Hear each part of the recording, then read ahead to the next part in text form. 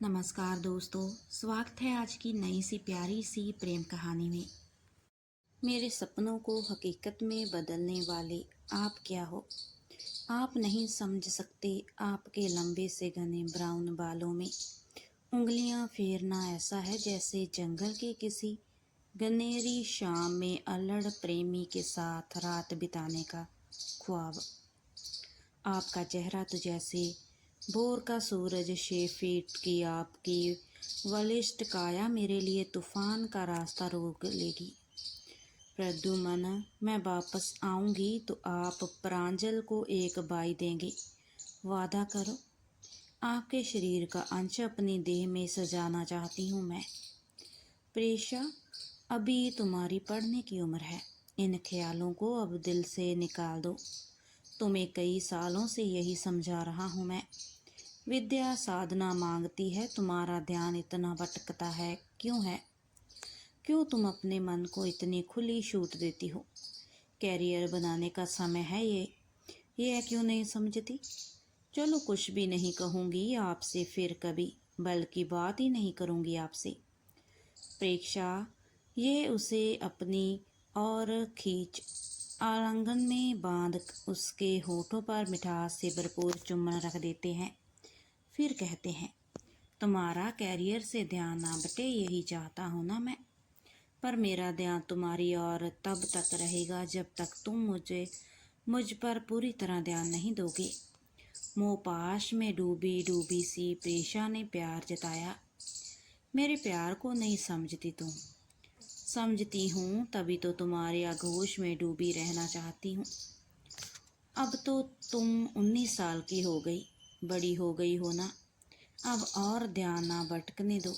तुम्हें इतनी दूर पिलानी भेजकर मैं इतना चिंतित रहूँगा, मैं ही जानता हूँ।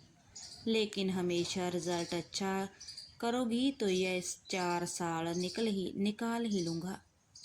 तुम्हारे ऊपर साल भर के प्रांजल की जिम्मेदारी देकर जा रही हूँ।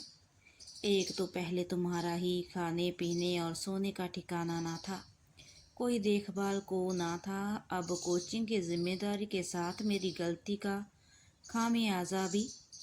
सॉरी प्रद्युमन जी, मुझे माफ़ कर दो।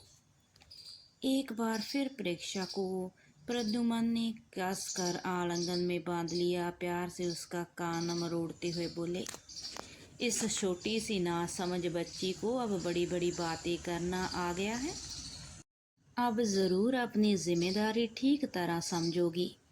तुम प्यारी बच्ची हो, तुम्हारे लिए सब कुछ करूँगा। पिलानी से पढ़ाई ख़त्म करके आओ, तुरंत प्रांजल को एक बहन से मिल नवाजूंगा। प्रेषा ने प्रद्युमन का माथा चूमते कहा, हाँ ठीक है, लेकिन खबरदार जो फिर कभी बच्ची कहा। समंदर सी गहरी और चांद सी शीतल नज़र डाल प्यार से निहारते हुए प्रद्युमन ने कहा, चलो चलो, ट्रेन का समय हो रहा है। प्रद्युमन प्रांजल को गोद में उठाए सामान सहित प्रेक्षा को लिए स्टेशन की ओर निकल गए। प्रेक्षा जिससे इतना लाड जता रही थी वह प्रद्युमन है। 44 साल के नौजवान से दिखते अधेड़। इनका अपना 2 मंजिला मकान है, पुराना है। इनके पिता का मकान, जिन्हें अभी अभी इन्होंने नए सिरे से सजाकर कुछ लग्जरी रूप दिया है। वैसे तो वह शौकीन मिजाज ही हैं, लेकिन कारण यह भी है कि इनके घर अब एक परी जो हमेशा के लिए आ गई है, उनकी परीक्षा। जिंदगी से जूझती बिस्तर पर पड़ी माँ के काफ़ी करीब रहे प्रद्युमन। उनका हर काम अपने हाथों से करने के लिए उन्होंने कभी नौकरी की तलाश ही नहीं की, जबकि मैथ बेस्ट साइंस के स्कॉलर हैं वो। इकलौता बेटा और बीमार माँ एक दूसरे को लेकर स्नेहा की डोर में बंधे, एक दूसरे को लेकर असुरक्षित। कभी शादी का ख्याल न आते आते 42 साल के हो चुके थे प्रद्युमन। जब प्रेषा से उनका पाला पड़ा, हाँ पाला ही समझ जाओगे क्यों। अपनी इच्छाओं और वासनाओं को मारकर माँ के प्रति अदम्य सेवा की भावना से ओत पोत यह शख्स अपनी कोचिंग में आने वाले बच्चों के प्रति भी बहुत संवेदनशील था। प्रद्युमन हर बच्चे से 10 साल के 10,000 लेते, लेकिन बदले में उनकी सफलता के प्रति इसके 10 गुना ज़्यादा समर्पित रहते।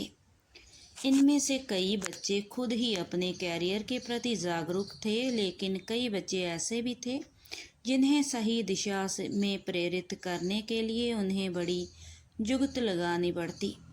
इन्हीं में से एक प्रेषा थी। यह 17 साल की 11वीं की कक्षा में पढ़ती एक दुबली पतली बालिका थी तो वह छोटी सी बालिका, लेकिन अब जैसे उसकी काया में बसंत का उल्लास बस प्रकट होने ही वाला था। वह पढ़ने में, खासकर मैथ में तेज थी, लेकिन उम्र का कच्चापन उसके मन में बालक को हमेशा ही इधर उधर दौड़ा देता। वह भटक जाती, पढ़ाई कम होती, प्रेम विलास के सपने ज़्यादा देखे जाते, कैरियर पर फोकस उसे उबा देता। प्रद्युमन की माँ का देहांत हो गया। कुछ देर के रिश्तेदारों का आना जाना लगा। कई लोग कई तरह की सलाह लेकर आए। उनमें से एक मुख्य सलाह थी कि प्रद्युमन की माँ के खाली कमरे को वह पेन गेस्ट के रहने के लिए दे दे। दरअसल एक रिश्तेदार के पहचान के लड़के को इस शहर में एक कमरा चाहिए था। यहाँ पेइंग गेस्ट की तरह रहकर वह 12वीं कक्षा के बाद कोचिंग इंस्टीट्यूट में इंजीनियरिंग की तैयारी कर रहे थे। रिश्तेदार ने प्रद्युमन को उसकी माँ के जाने के बाद के अकेलेपन भरने के लिए इतना समझाया कि आखिर प्रद्युमन भी इस बात पर राजी हो गए कि उस लड़के को पेन गेस्ट की तरह रहने दिया जाए। बुरा भी क्या था अगर कुछ रुपए और आ रहे हैं। सच तो यह भी था कि आजकल माँ का खाली कमरा उन्हें बराबर माँ की याद दिलाता और वह दुखी हो जाते। इस विकल्प में प्रद्युमन की सहमति की मोहर लगते ही रिश्तेदार के पहचान के लड़के की समस्या हल हो गई। गेहुआ रंग, मध्यम हाइट, हाथ में एक सूटकेस, पीठ पर बैग और दूसरे हाथ में गिटार लेकर निर्वाण आ पहुंचा। घर के पीछे की सीढ़ियों से ऊपर का कमरा बता दिया प्रद्युमन ने।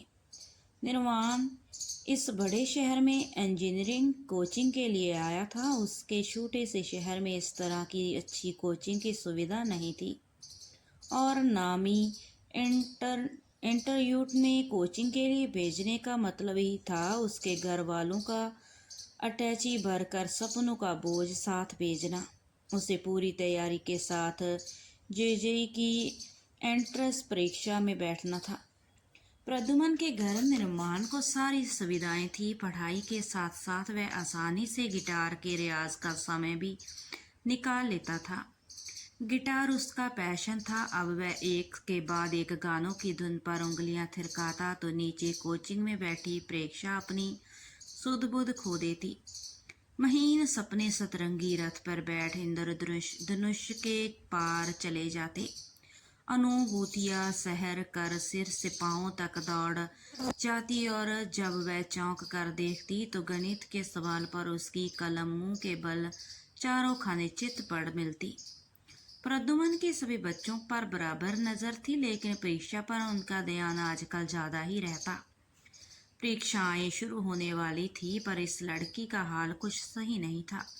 सारा सिखाया हुआ भूलती जा रही थी। स्कूल की कॉपी में बराबर खराब प्रदर्शन था। डांटने और चिंता व्यक्त करते रहने से जब परीक्षा पर कोई असर नहीं हुआ तो प्रद्युमन ने एक दिन अकेले में उसे रोक लिया। वह कुर्सी पर बैठे थे, प्रेक्षा सिर झुकाए सामने खड़ी थी। उनमें बातचीत कुछ यूं हुई, कौन कितना समझाऊं तुम्हें, क्यों ना अब तुम्हारे पापा को खबर करूं, पर वह इतना रुपया खर्च कर रहे हैं, कुछ तो उम्मीद होगी तुमसे। मैं ये नहीं कहता कि 100% लाओ, लेकिन कुछ तो रिटर्न दोगी उन्हें। पापा से ना कहना प्लीज़। क्यों? उन्हें पता चलना चाहिए। पापा को इस कोचिंग के बारे में पता नहीं है। क्यों? 10,000 तुम्हारी माँ ने तो दिए नहीं होंगे। नौकरी तो वह करती नहीं। माँ ने ही दिए हैं, अपने कुछ गहने बेचकर। क्या समझा है मुझे बताओ। हम 3 बहनें हैं। माँ चाहती है हम तीनों की खूब पढ़े लिखें और घर के लड़कों की कमी को पूरा करें। पर पापा को इन बातों से चिढ़ है, खासकर मुझसे। मेरी जगह उन्होंने एक लड़के की चाह थी। मेरी दीदी मुंबई में नौकरी करती हैं, वह वहाँ खुश हैं, वह अपने बॉयफ्रेंड से शादी करने वाली हैं। हमें हमेशा ढेरों तस्वीरें दिखाती रहती हैं। उन्हें पापा से अब कोई मतलब नहीं और ना ही पापा उसकी ज़िंदगी में दखल देते हैं। हम दोनों बहनों की वह ज़्यादा जल्द शादी करा देंगे, लेकिन मैं अपनी पसंद की ज़िंदगी जीना चाहती हूँ। प्रद्युम्न ने प्रेक्षा के घर वालों से सलाह करने की बात छोड़ दी, लेकिन उनकी चिंता दिनों दिन बढ़ती गई।